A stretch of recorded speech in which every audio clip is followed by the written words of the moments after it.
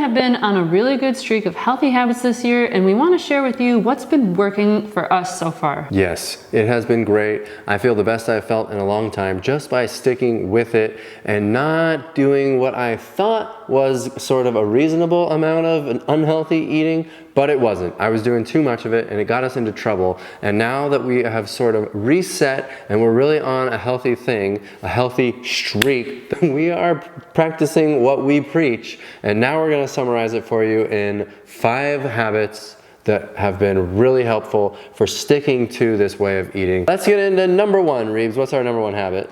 Number 1 habit is to keep it simple by rotating between 5 to 10 recipes at most. And just playing them on repeat. Yeah, absolutely. That has been so, we've been talking about this for years. We don't love meal planners, especially when you're getting started. It can be so overwhelming because you've got like 20 meals to learn in a month, and it just needs to be so much easier than that. Find a few things that you know you love and eat them until you get sick of them. And then good news, there's plenty of other things you can rotate into your rotation. So we've got a rotation of cards we keep on the door. In fact, there's a meal rotation link down below that you can get that Reeves just came out with that's got just a few simple, delicious meals. Pick from those. They all try to pick things that have relatively similar ingredients, right? So that you're not having to make special trips. When we use our meal rotation, like there's no planning involved. That is the planning. Yeah. So have your food that you buy every time you go to the grocery store in stock, all of your favorite veggies, starches, what have you, and then open your pantry door, be like, nope, don't want that tonight. Don't want that tonight. That's the one. And then pick that meal. Chances are you're gonna have all the stuff you need for it. And then boom, you already know the recipe. Maybe you just glance at some amounts of things, but for the most part, you know how to make it, you know what to do. The steps are so easy. That's the Well Your World way, is making the cooking techniques so easy that you don't have to think about it while you're cooking. You can listen to podcasts, but you'll barely get through one because cooking these meals is so dang fast. Then if you have our cookbooks, which continue to use very similar and simple ingredients and simple techniques, you can update your rotation from that. So don't use the cookbook as what you're going to browse through each night. Use the cookbook for when you want to change out one of the meals on your pantry door or on your refrigerator. That's part of your meal rotation, so that you're not faced with just dozens and dozens of recipes that you have to choose from, and it becomes like searching on Netflix, and you're just endlessly scrolling and you never pick something by to the time watch. you're done your popcorn or your oat clusters and you haven't actually watched anything, and you've just scrolled through things and haven't been able to come up with it. You don't want that kind of fatigue.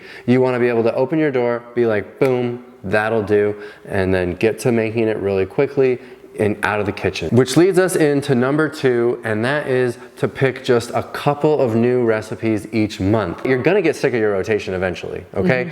It's designed to be that way. But that's a positive thing. Believe me, the recipe, if you can get sick of something once, you'll come back to it and miss it and love it, and it will be back. But during those times, and you don't have to switch out your whole rotation at once. No, you shouldn't. But you should grab a couple. Like there's gonna be 2 recipes out of 5 or 6 that you're like, okay, let's get rid of these 2. And then go to the cookbooks and just grab a couple. Don't clutter your space or your mind with too many recipes. Just keep it limited. Swap one for one and make it really simple. Number 3 is always be prepared for every scenario you can think of. You know your lifestyle, and so you know if there's gonna be moments where you're called to a work meeting after hours, or you have to go visit your loved one at the care center. So how can you be prepared in those scenarios?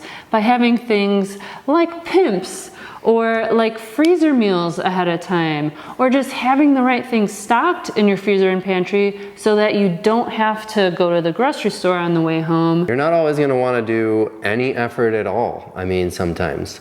And the Well Your World soups are really awesome for that. You just throw them in your Instant Pot, add water. You're not gonna eat those every single meal of every day, but to have them when you just don't even wanna set foot in the kitchen. It's not even, it doesn't even have to be something that takes you out of the house. It's just something that just throws you off your groove that day, but you don't want to be thrown off of your healthy food groove because that's way harder to get back on. These next 2 we're going to tell you have been probably the 2 most important out of the 5 that have kept us really going on this healthy streak. So don't miss these. They are the secret key to success. Number 4 was actually Reeves who brought this to my attention, and she was like, you know, it seems like just sticking to the healthy eating instead of letting the junk sneak in, whether it's a date night on the weekend or what have you, is actually easier. And she's not wrong, she's 100% right. It has been way easier just being completely compliant with the healthy eating. I'm not saying you have to do anything special, except don't go eat junk. Find a way when you go out to something to not dig your hand into the chip bowl, because then the next day you've got these cravings coming back and you're just like, oh, we just ate the junk, let's just grab one more breakfast and then we're done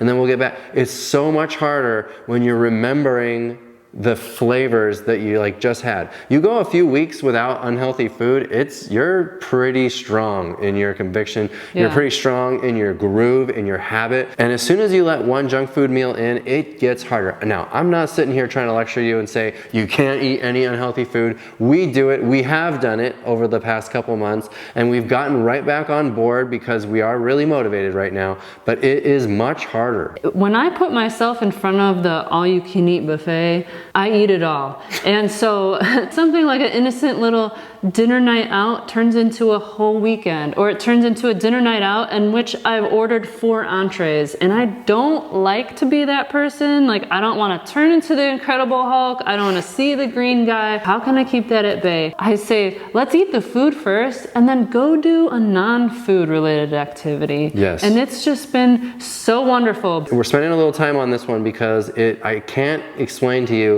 how helpful it is to just stick to it. Save it for something that is truly a special occasion, not just because it's Saturday. Number 5, equally important. You need to stay connected to your community of like-minded eaters and stay connected to your dedication to this lifestyle. I've felt really connected lately, and that's why I've been tear-jerking at every video, it feels like, because it's just so much more home to me when I'm really sticking to it and leaning on you, our viewers, and the people that come on our live cooking show and our Facebook group that are commenting in these videos that are on our live hangouts. We need you as much as you need us, and because that's what makes the world go round, is having people that eat like us, that share these challenges that we've explained here today, or that share the wins and all of the good and bad about what we go through trying to maintain our health. And you know, another thing that I've been doing